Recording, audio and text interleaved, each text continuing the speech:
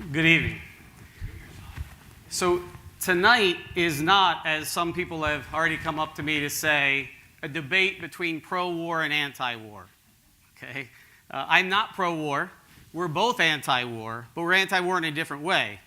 I say that war can be justifiable in certain circumstances, and as a pacifist, he says war is never justifiable. Right? But don't think that I am pro-war. I've had 5 of my students killed, friends killed. I've seen too much of war, a lot of innocent people. War is not good, but in a certain situation, it is the right thing to do, and that's the argument I'm going to make tonight. War is a crime. Every time there's a war, there is someone who's done something really bad, usually a political leadership, who is imposing violence on some other political community. But just because it's a crime doesn't mean that no one should be involved, right? If someone comes up to you when you're walking home tonight and attempts to murder you, they are a criminal, you are a victim, and you have every right to fight back. If someone comes up and tries to rape you, they are a criminal, but in the name of peace, you don't have to put up with it. You can fight back. We have human rights, and the argument I'm going to make tonight is that based on our human rights, which give rise to our communal rights, we have rights also to defend ourselves against other countries. So war is justifiable when your political community, your country, has been attacked by an aggressor nation. I'll do this, the way the argument will progress is first, well, let me tell you quickly about kind of how I got into this position. I grew up probably pretty much on the militarist side of things, right? So there's 3 broad groups. Militarists who think war is kind of a good thing, a noble thing, mostly about national interests, they're not worried about ethics. Then you have pacifists who say war is a horrible thing and we should never do it. And then you have the middle ground, which I'm arguing for, which is saying war can be justifiable if you're on the defending side. Right? So the way I'm going to argue it, since most people haven't been to war, right, and it's hard to imagine it, and maybe we have misconceptions based on movies and whatnot, I'm going to argue how our individual rights, our right to self-defense, which we understand intuitively, to the right to be defended by police, and I've never met a pacifist who rejects police protection, so they do believe in some use of force to protect the innocent. And then the big jump, which is, do those same principles that justify our use of a police force apply in war? Right? So kind of a 3-part argument. So first, the starting point, every argument has to have a starting point everyone can agree with. Everyone has the right not to be killed. By virtue of our human dignity, we have the rights, well, we say life and liberty. That's what our Declaration of Independence said. Endowed by our Creator with unalienable rights to life and liberty. That's actually not precise, because we don't have a right to life. We're all going to die, right? And most time, no one's violated our rights. We do have a right that another human being not kill us. We do have a right that another human being not enslave us. Our right to free speech is the right that someone doesn't prevent us, coerce us from being able to speak our minds. So these core rights we all agree with, these are negative rights. These are claims against another person that says you can't do something to me. There are other kinds of rights, positive rights. You have the right to health care. You have the right to income, right? You have the right to certain things. Those are much more disputed, because now you're saying not that someone should leave you alone, you're saying someone owes you something.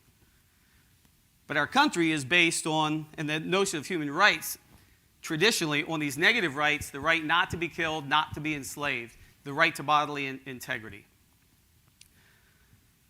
So every human being has those by virtue of being a human being. But we also know that we can forfeit our rights. There's more than 1 million Americans in jail right now because they did something that forfeited their right to live freely in society. If you're walking home and someone attacks you violently, right, you know that you just naturally know through natural law you have the right to fight back. You'd almost be disregarding yourself if you didn't. And it's because everyone has a right, but we can forfeit our right. And when a human being threatens another human being who still possesses their right, that threatener forfeits their own right for the time during which they're a threat. And that's why if someone comes at you, you can fight back. And that's why other passerbys can come and help save you and do violence to that person, because that person has forfeited their right not to be harmed because they're harming someone else. And we always want to think about it. The person who is creating that threat and that harm is the person during that time who forfeits their own right. Now, the other people, think about it, they don't have to stop and help you because their rights aren't being threatened. But they do it out of love for a fellow human being. Right? I think almost everything in morality can be understood by three big principles: respect other people, respect their human dignity, support the common good, and love one another, right? Which is a more positive duty. So when those others come to help you, think how grateful you would be that through their love, they stopped you from being harmed, your most important rights from being harmed. So that is just the way things work in everyday life, and we do it even if the attacker is not fully responsible. Even if someone who's drunk comes at you, even if someone's high on drugs, right, and goes and attacks some lady and starts just stabbing her, and sometimes random things happen. We don't understand why it happens, and even we know that person's not responsible, but we know we have a duty to the victim to help that victim, because that victim's rights are being violated, even if we know that the attacker isn't fully responsible. So that's our own individual life. We can make sense of that. Now think about a police force, right? The police are people who say, we're not worried about just what comes to us, anyone attacking us or attacking our family or something we see. Our job is to try to prevent this behavior and to stop this behavior when we see it. And in general, the police do a really good job. The police protect us from threats inside of our political community. And they're well trained, and they have other assets that allow them to stop the threat in the most minimally damaging way, right? Because if all you have is a gun and someone attacks you, well, all you have is a gun. Or if all you have is your hands, whatever it is, the police, because they have training with their hands, because they have clubs, because they have tasers, they can use an escalation of force to try to stop the threat. As soon as that threat is stopped, right, then that person who was posing the threat regains their full rights. So think about it this way. Think of a bank robbery, right? If you have bank tellers, you got police officers. I'm going to tell a quick story here. You have the bank robber. That morning when they wake up, they all fully have the right not to be harmed by another human being, not to be killed. When that bank robber makes the terrible decision to get a loaded weapon, to go in there, to rob the bank, he comes in there, shoots one teller, turns to the other teller, says, give me the money, gets money. When that bank robber is coming out, if police come up there, right, and the police officer knows he's just killed one person coming out armed, can the police officer legally use force against that person to stop the threat? Yes, they can. Right? Why? Because that person is still a threat. You know the person's intent. They've already killed one person. You know their capability. They're still armed. And those are the two things to think about in terms of what the law, and based on morality, I think very well, says about when we can ever do harm to another person. Someone forfeits their right when they have the intent to do harm, the capability to do harm, and when the harm is imminent. Right? They can't be running away saying, I'm going to come back and get you later. It would be wrong to shoot them in the back. Right? And so that's why for that police officer, if that police officer puts the gun on the criminal and the criminal puts up their hands, the police officer should not shoot. That's a statement that their intent is no longer threatening. Of course, they say drop the weapon, right? Because then when someone doesn't have capability to do harm, they're no longer a threat and they regain their right not to be killed. We see the same thing in war at the individual level. Soldiers should never kill. As soon as an enemy soldier surrenders or an enemy soldier is wounded and incapacitated, it would be morally wrong to kill them.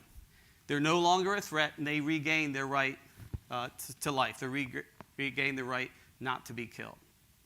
Now, I'm guessing that my colleague here, my pastor's colleague, is agreeing with the right not to be killed. You'll let me know.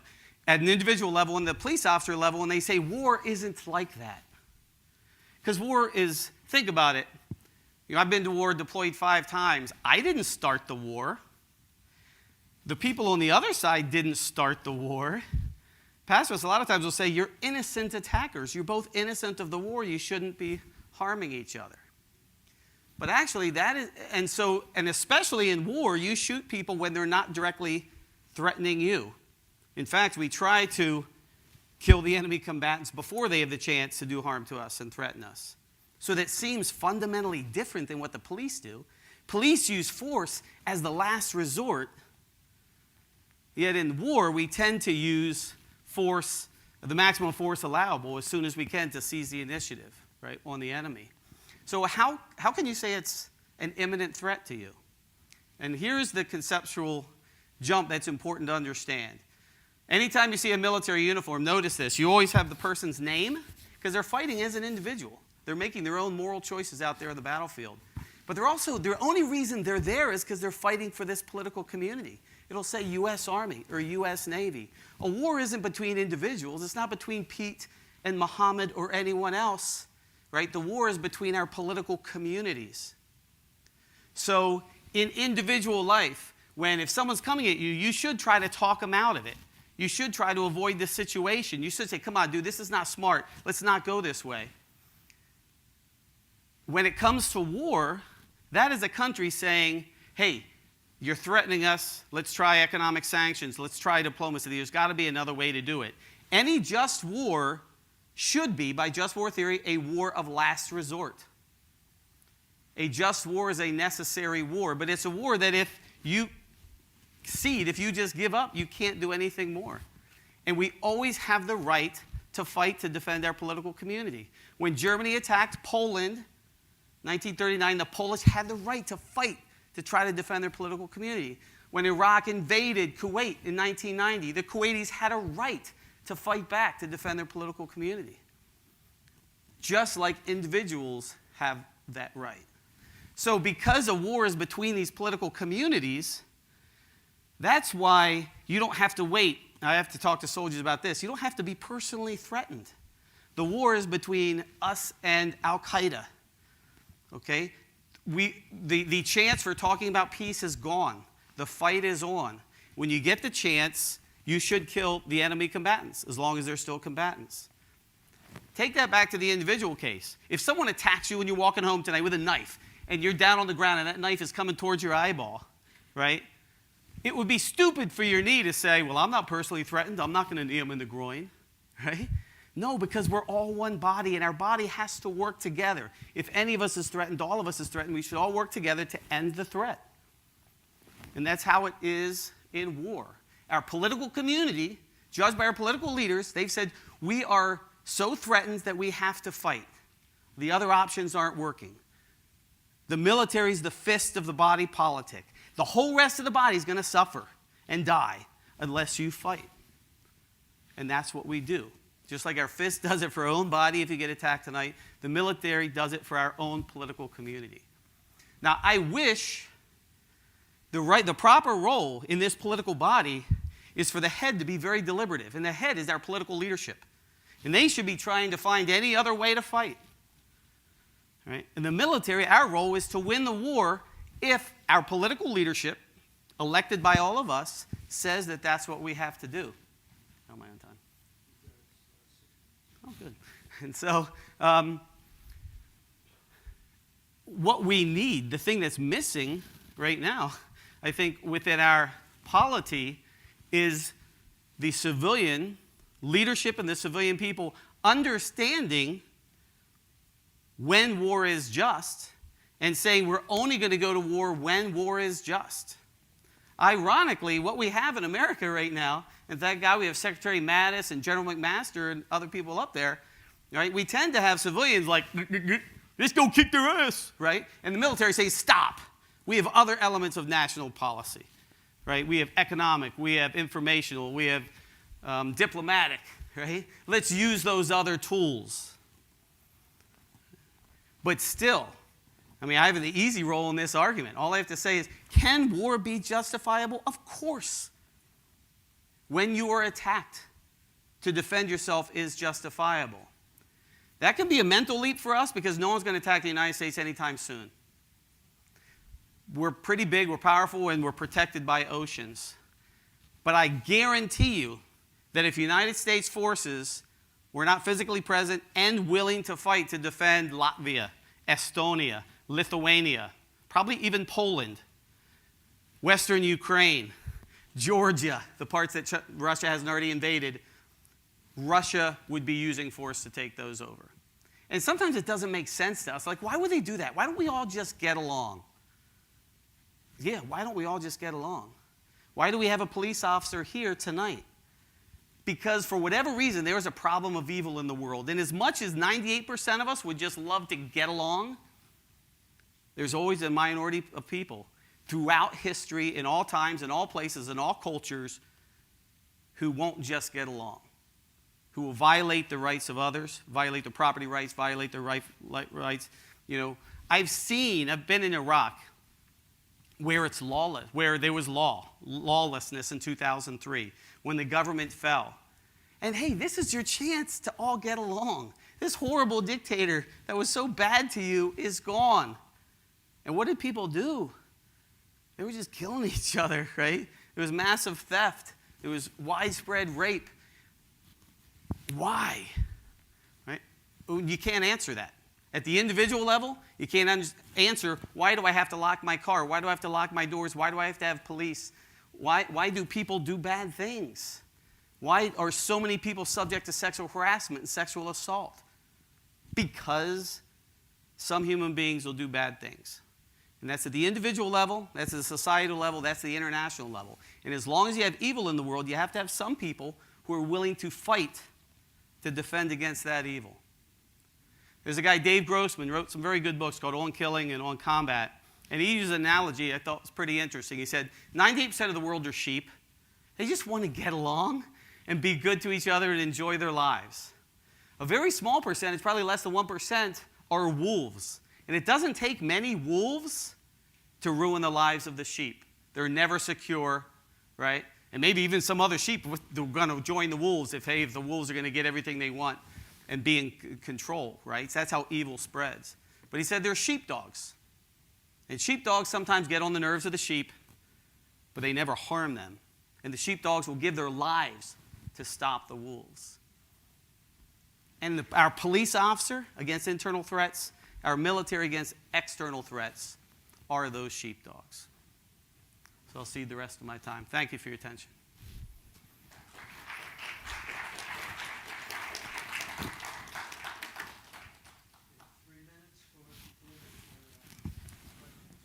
Response. Thank you, Kate, for that. Is my mic on?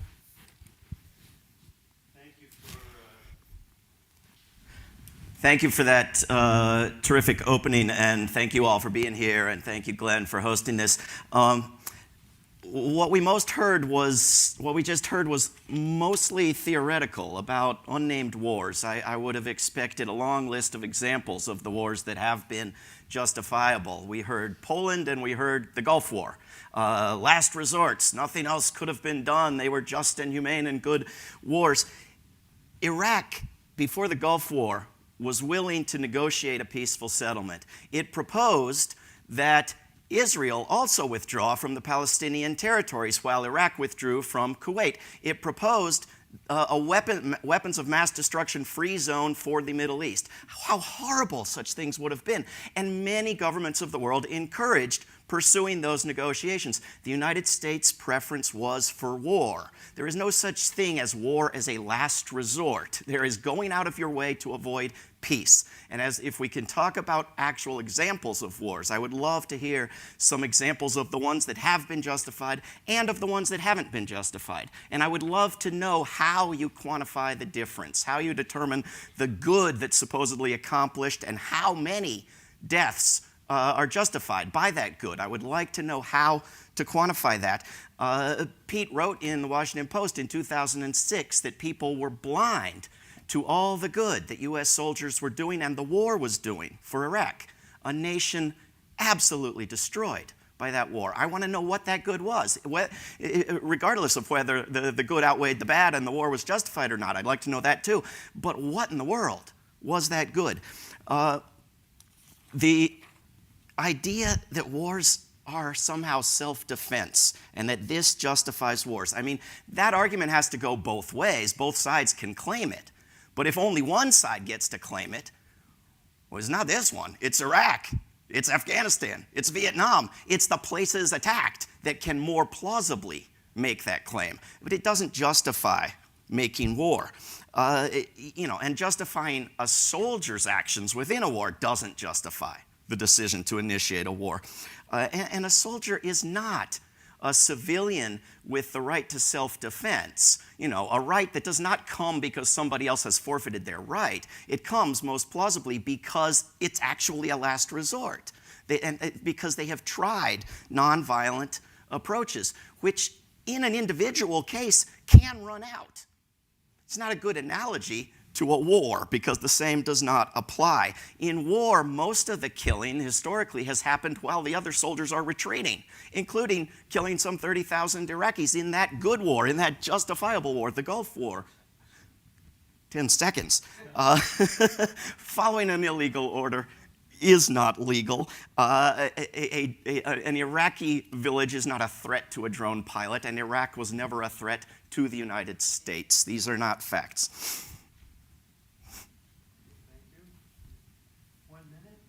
I'll try to answer all your questions. Some just wars. World War II, the I-4 intervention in Bosnia. If you're not familiar with Srebrenica, look it up. Right? When UN troops were not willing to fight, 9,000 men got slaughtered. When the United States came in, the slaughter ended. We waited 5 years and 300,000 people had to die before we ended the slaughter by going in there with military force, and the people will be forever grateful to us there in Bosnia-Herzegovina. Afghanistan, OIF won. All they had to do is turn over al-Qaeda. They decided to put in their bit with them. A foreign government that sponsors people who have declared war on you and are killing your citizens has forfeited its right as a government, not the people. Bad wars, Grenada, bad war, Panama, bad war. 80s, I guess, wasn't a good decade. So. Now we have a 20-minute presentation by David Swanson. So everything I say in this quick overview is going to raise more questions than it answers, many of which I have tried to answer at length in books, and much of which is documented at davidswanson.org, including much about World War II and Bosnia. Let's begin with the fact that war is optional. It is not dictated to us by genes or outside forces. To the extent that people mostly shouting at each other and waving sticks and swords can be called the same thing as a person sitting at a desk with a joystick sending missiles into villages halfway around the world, this thing called war has been far more absent than present in human existence. Many societies have done without it. The notion that war is natural is frankly ridiculous. A great deal of conditioning is needed to prepare most people to take part in war, and a great deal of mental suffering, including higher suicide rates, is common among those who have taken part. In contrast, not a single person is known to have suffered deep moral regret or post-traumatic stress disorder from war deprivation. War does not correlate with population density or resource shortages. It is quite simply most used by those societies most accepting of it. The United States is high on and in some ways dominates the top of that list. Surveys have found the U.S. public among wealthy nations the most supportive of, quote, preemptively attacking other countries. Polls have also found that in the U.S., 44% of people claim they would fight in a war for their country, while in many other countries with equal or higher standard of living, that response is under 20%.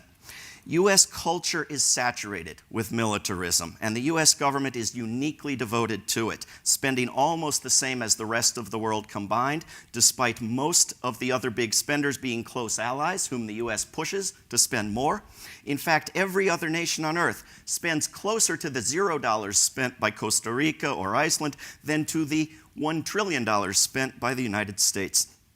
The U.S. maintains some 800 bases in other people's countries, while all other nations on Earth combined maintain a few dozen foreign bases.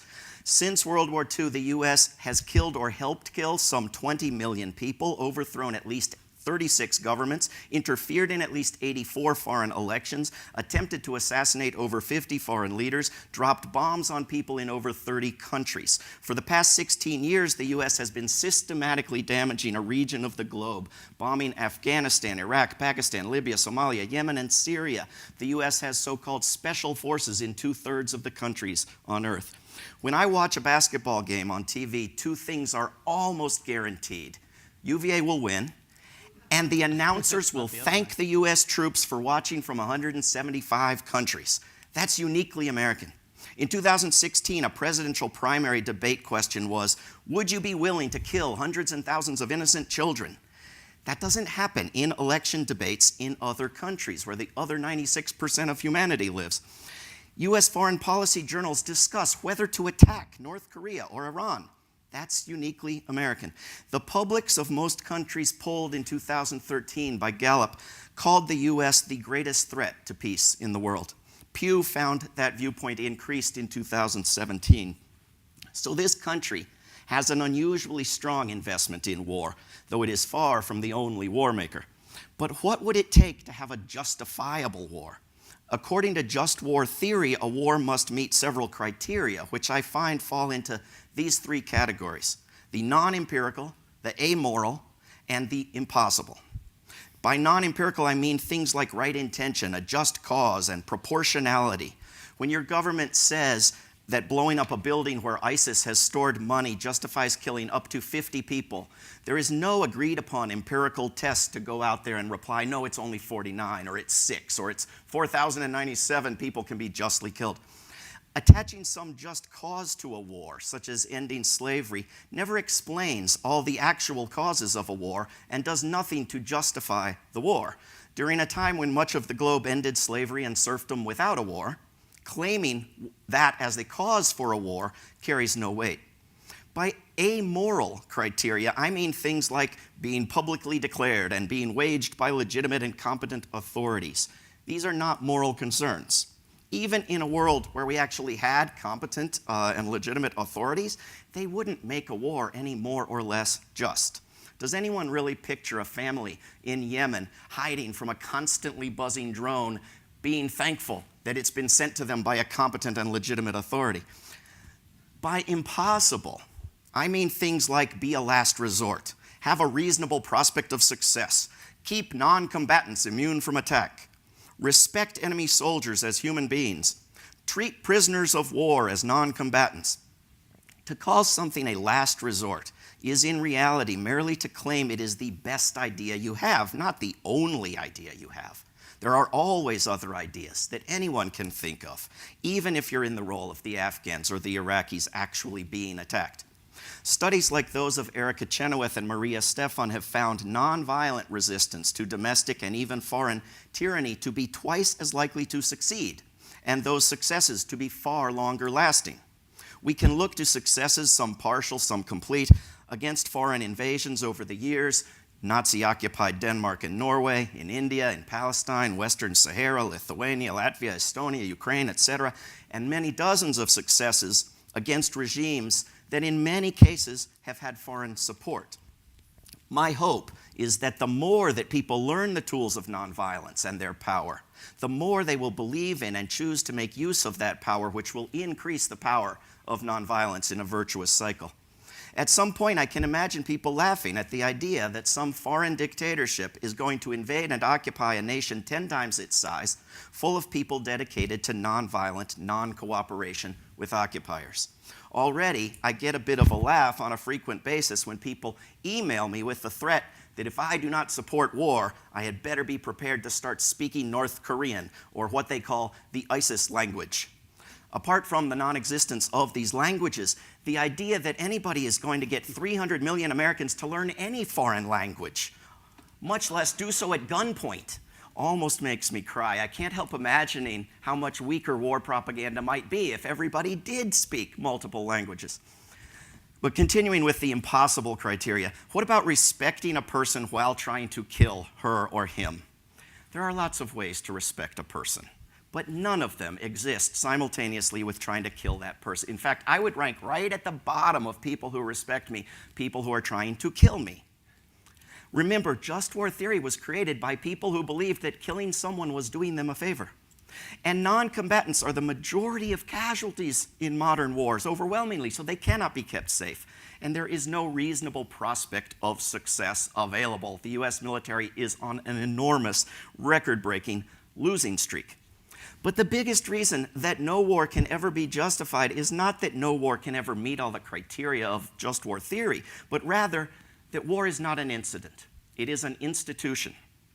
Many people in the US will concede that many US wars have been unjust, but claim justness for World War II or Bosnia or a couple others. Others claim no just wars yet, but join the masses in supposing that there might be a justifiable war someday. It is that supposition, far more than any wars, that kill people. The US government spends over $1 trillion on war and war preparations each year, while 3% of that could end starvation, and 1% of it end the lack of clean drinking water globally. The military budget is the only place with the resources needed to try to save the Earth's climate. Far more lives are lost and damaged through the failure to spend money well than through the violence of war. And more are lost or put at risk through side effects of that violence than directly. War and war preparations are the biggest destroyer of the natural environment. Most countries on Earth burn less fossil fuels than does the US military. Most Superfund disaster sites, even in this country, are at military bases. The institution of war is the biggest eroder of our liberties, even when the wars are marketed under the word freedom. This institution impoverishes us, threatens the rule of law, degrades our culture by fueling violence, bigotry, the militarization of police, and mass surveillance. This institution puts us all at risk of nuclear disaster, and it endangers rather than protects those societies that engage in it. According to the Washington Post, President Trump asked Secretary of so-called Defense James Mattis why he should send troops to Afghanistan, and Mattis said, to prevent a bomb in Times Square. Yet the man who tried to set off a bomb in Times Square 7 years ago said it was to get the US troops out of Afghanistan. For North Korea to try to occupy the United States would require a force many times larger than the North Korean military. For North Korea to attack the United States, were it actually capable, would be suicide. Could it happen? Well, look at what the CIA said before the US attacked Iraq. Iraq would be most likely to use its weapons only if attacked. Apart from the non-existence of those weapons, that was accurate. Terrorism has predictably increased during the war on terrorism, as measured by the Global Terrorism Index. 99.5% of terrorist attacks occur in countries engaged in wars and/or abuses such as imprisonment without trial, torture, or lawless killing.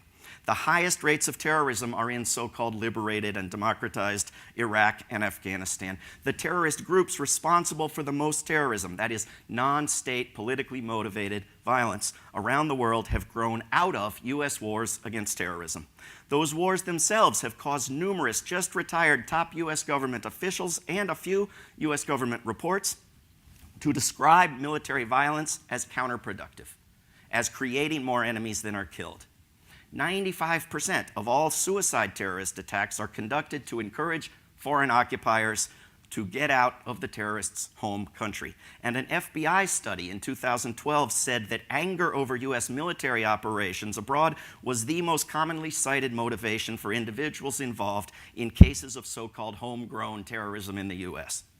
These facts lead me to 3 conclusions. 1, foreign terrorism in the United States could be virtually eliminated by keeping the US military out of any country that is not the United States. 2, if Canada wanted anti-Canadian terrorist networks on a US scale, or just wanted to get threatened by North Korea, it would need to radically increase its bombings, occupying, and base construction around the world. 3, on the model of the war on terrorism, the war on drugs that produces more drugs, the war on poverty that seems to increase poverty, we would be wise to consider launching a war on sustainable prosperity and happiness. For a war on North Korea to be justifiable, for example, the US would have to have not gone to such efforts over the years to avoid peace and provoke conflict. It would have to be innocently attacked. It would have to lose the ability to think so that no alternatives could be considered.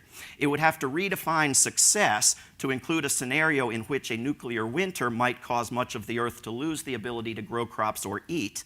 By the way, Keith Payne, a drafter of the new Nuclear Posture Review back in 1980, parodying Dr. Strangelove, defined success to allow 20 million Americans dead and unlimited non-Americans dead. It would also have to invent bombs that spare non-combatants. It would have to devise a means of respecting people while killing them. And in addition, this remarkable war would have to do so much good as to outweigh all the damage done by decades of preparing for such a war, all the economic damage, political damage, damage to the Earth's land, water, and climate, all the deaths by starvation and disease that could have been so easily spared, plus all the horrors of all the unjust wars that were facilitated by the preparations for the dreamed of just war, plus the risk of nuclear apocalypse created by the institution of war. No war can meet such standards. So-called humanitarian wars, which is what Hitler called his invasion of Poland and NATO called its invasion of Libya, do not, of course, measure up to just war theory, but neither do they benefit humanity. What the US and Saudi militaries are doing to Yemen is the worst humanitarian disaster in years. The US sells or gives weapons to 73% of the world's dictators and gives military training to many of them. Studies have found that there is no correlation between the severity of human rights abuses in a country and the likelihood of Western invasion of that country. But other studies have found that oil importing countries are 100 times more likely to intervene in civil wars of oil exporting countries. And in fact, the more oil a country produces or owns, the higher the likelihood of third-party interventions. The US, like any other war maker, has to work hard to avoid peace. The US has spent years rejecting out-of-hand peace negotiations for Syria. In 2011, so that NATO could begin bombing Libya, the African Union was prevented by NATO from presenting a peace plan to Libya. In 2003, Iraq was open to unlimited inspections or even the departure of its president, according to numerous sources, including the president of Spain, to whom US President Bush recounted Hussein's offer to leave. In 2001, Afghanistan was open to turning Osama bin Laden over to a third country for trial. In 1999, the US State Department deliberately set the bar too high, according to members of the US State Department, insisting on NATO's right to occupy all of Yugoslavia so that Serbia wouldn't agree and would therefore supposedly need to be bombed. Go back through history. The United States sabotaged peace proposals for Vietnam. The Soviet Union proposed peace negotiations before the Korean War. Spain wanted the sinking of the USS Maine to go to international arbitration before the Spanish-American War. Mexico was willing to negotiate the sale of its northern half. In each case, the US preferred war. Peace would not seem so difficult if people stopped going to such efforts to avoid it, like Mike Pence in a room with a woman from North Korea trying not to indicate awareness of her presence. And if we stopped letting them scare us, fear can make lies and simplistic thinking believable. We need courage. We need to lose this fantasy of total safety that drives us to create ever greater danger. And if the United States had a democracy rather than bombing people in the name of democracy, I wouldn't have to convince you all of a thing. The US public already favors military reductions and greater use of diplomacy. Such moves would stimulate a reverse arms race, and that would open more eyes to the possibility of advancing further in that direction, the direction of what is required by morality, what is necessary for the habitability of our planet, what we must pursue if we are to survive, the complete abolition of the institution of war. One more point. When I say that war can never be justified, I'm willing to agree to disagree about wars in the past if we can agree on wars in the future. That is, if you think that before nuclear weapons, before the end of legal conquest, before the general end of colonialism, and before the growth in understanding of the powers of nonviolence, some war like World War II was justified, I disagree, and I'll tell you why at length. But let's agree that we now live in a different world, in which Hitler does not live, and in which we must abolish war if our species is to continue. More time? Of course, if you want to travel back in time to World War II, Why not travel back to World War I, the disastrous conclusion of which had smart observers predicting World War II on the spot? Why not travel back to the West's support for Nazi Germany in the 30s? We can look honestly at a war in which the U.S. was not threatened and about which the U.S. president had to lie to gain support, a war that killed several times the number of people in the war as were killed in the Nazis' camps, a war that followed the West's refusal to accept the Jews whom Hitler wanted to expel, a war that was entered through provocation of the Japanese, not innocent surprise. We can learn history instead of mythology, but let's recognize that we can choose to do better than our history going forward. So when my colleague tells us that a war is only justified, this was his opening remarks, a war is justifiable when your country has been attacked by an aggressor nation. This does not describe any wars I'm aware of. It certainly does not describe the Gulf War. Who attacked the United States to start the Gulf War? Who attacked the United States to start the war on Bosnia? This is a mythology that somehow having U.S. troops abroad being attacked or having our economic interest. This was Trump's State of the Union. He justified more military spending, more nuclear weapons, because nations might challenge our values or our economic interests. Are you going to threaten genocide for a better trade agreement? What do you mean, threaten your values? You mean not share them? I'd be glad if people didn't share Mr. Trump's values in many cases, I'm sorry to say. So I would love to hear from my colleagues some examples of when the United States was attacked by an aggressor nation and why we need to dump our grandchildren's unearned pay into preparing for that eventuality rather than making it less likely by behaving better as a citizen of the world and cooperating and making friends with other nations instead of provoking them to further war. Thank you.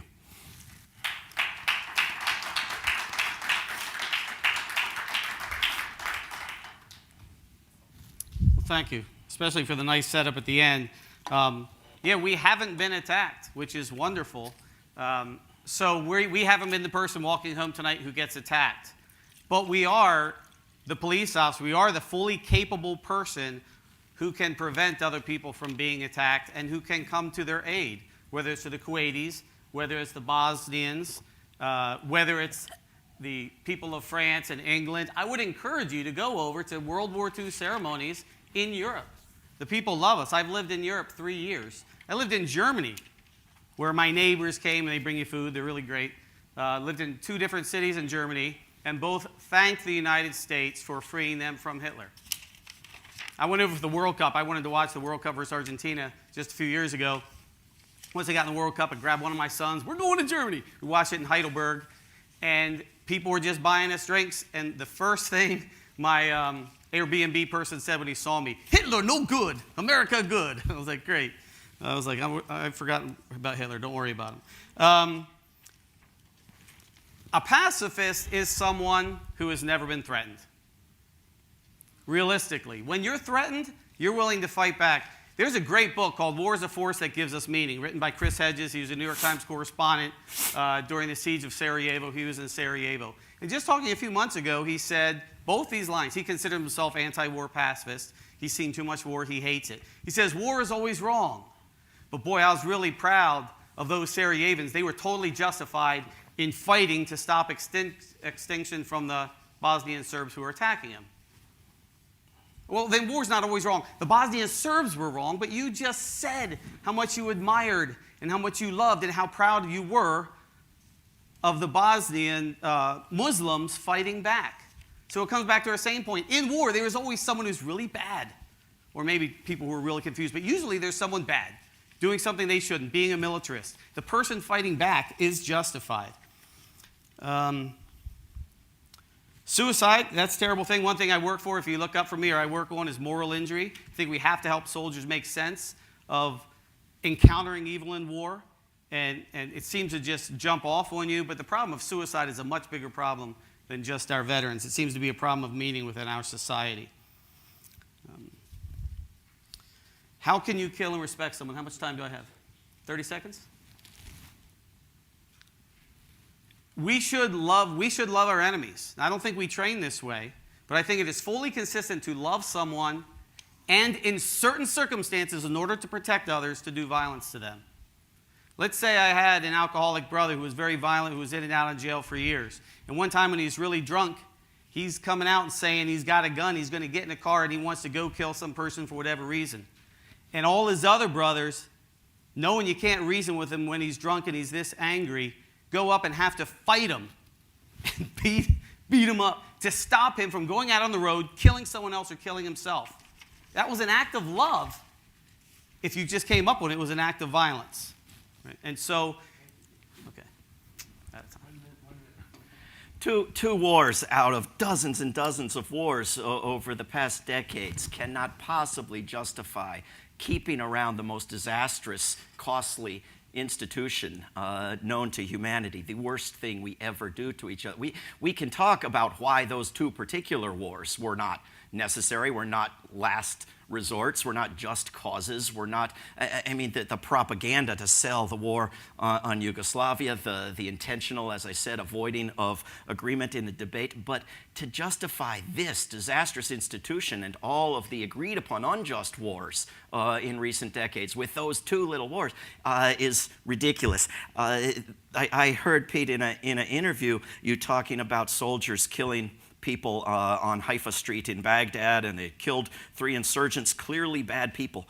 What is a clearly bad person, I want to know, and how is it that you love them and characterize them based on not having met them, but having heard they were armed and in a street in Iraq, clearly bad people? And again, yet again, what good did killing all those people in all those streets in Iraq do for Iraq?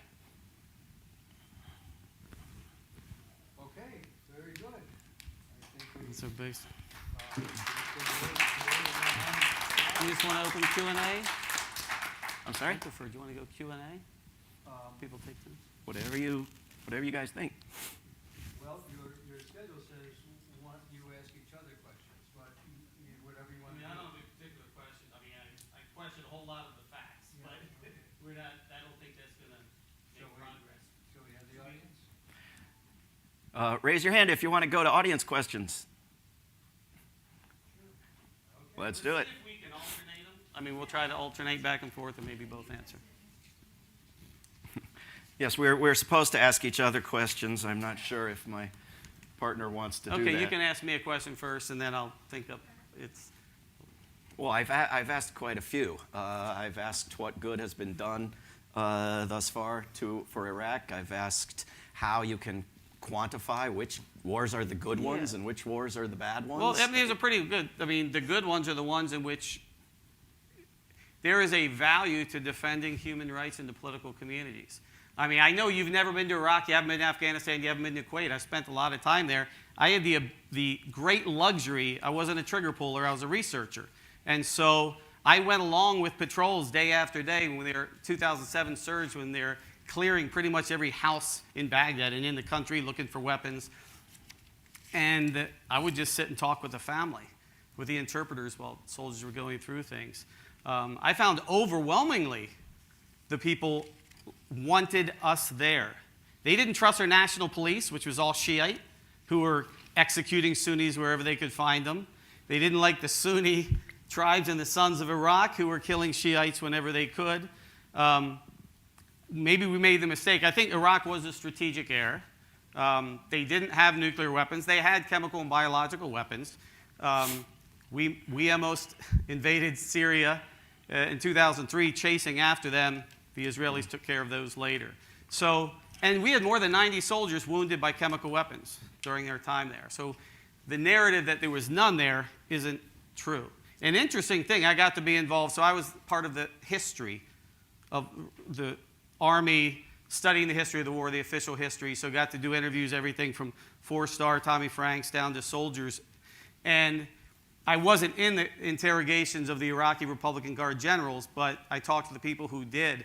And they were fascinated to learn in May 2003 that the general of one division was told that the other division, had nukes and chemical weapons. And this general was told that one did. And Saddam Hussein played them off against each other for loyalty. Hey, the other guy's got the weapons. If you guys aren't loyal, they're just going to do it to you. So it's a very complicated thing that doesn't justify what we did. It was imprudent. if you're going to do a humanitarian invasion or a humanitarian intervention, you need to be set up and organized to do a humanitarian intervention. Okay. Can I reply, or do you want to ask me a question? Or? Yeah, I would ask a question. So the people of Taiwan, the people of South Korea, the people of all of Central Europe, these countries that are asking the United States to put forces there, asking us to help defend them because they have a big neighbor who has territorial ambitions on them. Do you think we should abandon them militarily and publicly announce that we would not come to their defense? Well, when I was in Afghanistan, despite never having been in Afghanistan, I saw a very different picture. And when I look at the world and talk with people around the world, as I do every day, I get a very different picture.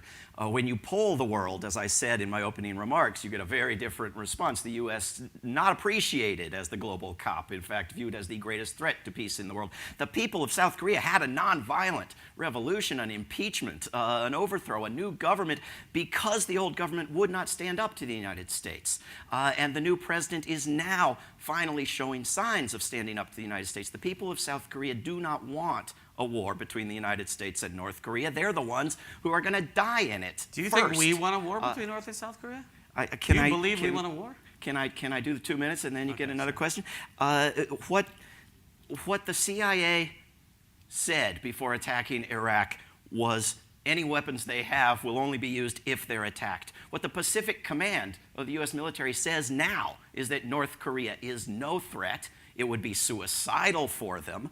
There is absolutely no chance of North Korea starting this war. It is going to be the United States. And of course, Iran, the other demon haunting everyone, has never had a nuclear weapons program, is not threatening anybody, hasn't started a war literally in centuries.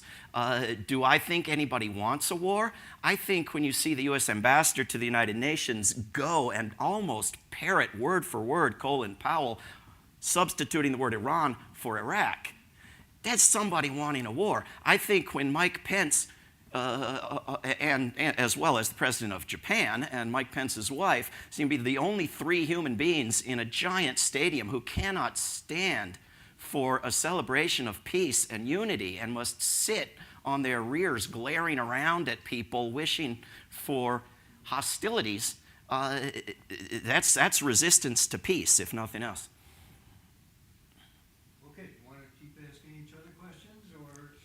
I'll do a final comment because I think you try to create division where there's not. I have deep concerns. I hate the military-industrial complex. Right? We don't need to be doing that. I think we need to reassess our role around the world. I think every country that we have forces in should have a plebiscite, have a vote to say whether they want us or make them commit to that. All of those are fully consistent with the principle for people in the United States or anywhere in the world that every political community has the right to defend itself against external attack. And if you don't think that there's bad actors who conduct external attacks, then I'm not sure how all these wars are always happening all over the war. Yeah. But if you let the people of Jeju Island have a vote, there goes the new base on Jeju Island. You let the people of Okinawa have a vote, there goes you let the people of Italy have a vote, there go the base. I mean, the protests, well, let's see. The resistance. What do you mean, let's see? Vicenza, Italy, where I used to live, they had a public vote. Do you want the base expanded several-fold? Overwhelmingly, no. They threw out the government. They overthrew the national government of Italy over this issue. And what happened? They built the base anyway. I guess I have to trust you. And the things I know about, I get some concerns, but we can open to questions.